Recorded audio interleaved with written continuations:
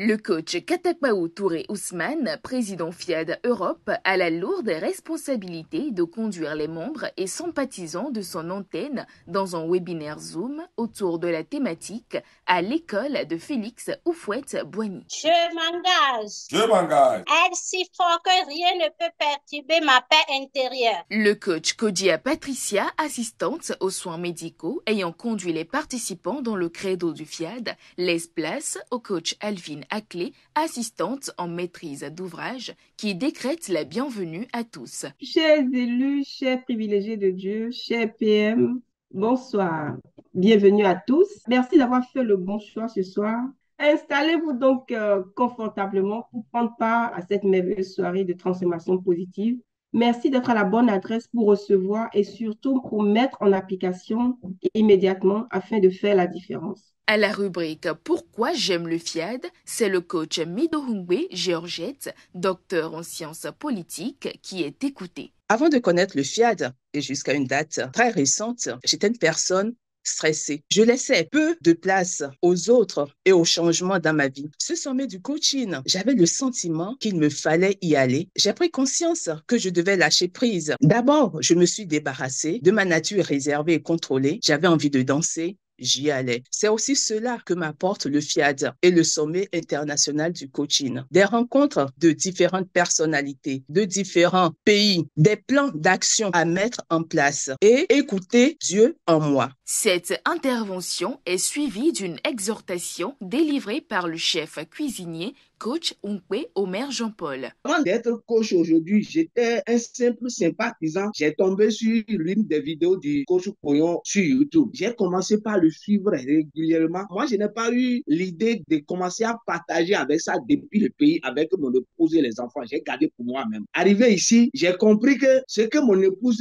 dégageait et ce qui sort de sa bouche, je me suis dit, il y a quelque chose qui ne va pas. Et j'ai dû sortir le lendemain la leçon, qui fréquentes-tu? Et je me suis replié sur moi-même, j'ai réfléchi, j'ai dit, elle a besoin d'aide. C'est quand je l'ai inscrit comme ambassadeur du développement qu'elle a pris au sérieux pour commencer par vivre vraiment le coaching. Et tout ce qui se passe dans ma famille, dans mon foyer, a disparu. À l'école de Félix Houphouët-Boigny, tel est titré le thème de cette rencontre, décrypté de long en large par le coach Guidi Gansou Rodrigue, président FIAD Allemagne. Au 8e sommet mondial du coaching à Yamoussoukro en juillet passé, j'ai eu la chance d'apprendre, de voir, de toucher du doigt la vie et les réalisations du président Félix Houphouët-Boigny. Et face à la grandeur de l'homme, à la grandeur de ses œuvres, je me suis demandé, qu'ai-je fait moi d'aussi grand? Je me suis mis à m'autocritiquer, à m'interroger sur ma gestion de l'antenne FIAD Allemagne. Félix Houphouët-Boigny, ce fut le président qui, en voulant construire son pays,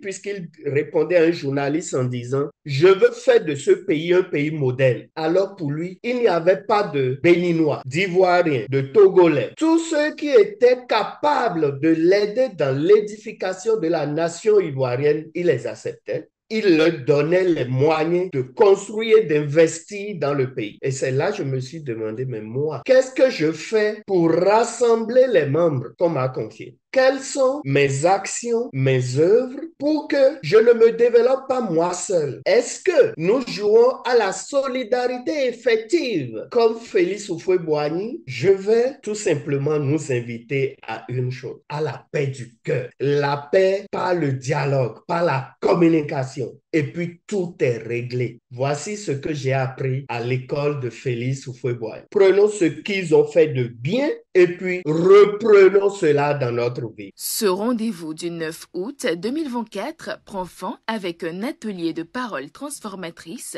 dirigé par le coach Nassi Agbanama, assistante trilingue dans une ambassade à Berlin. Je renonce à ma condition humaine. Je proclame mon héritage divin. Je proclame mon héritage divin. Le lâcher prise. Combien de fois c'est important? Et ce lâcher prise, il est plutôt utile pour nous-mêmes que le service qu'il ne rend aux autres.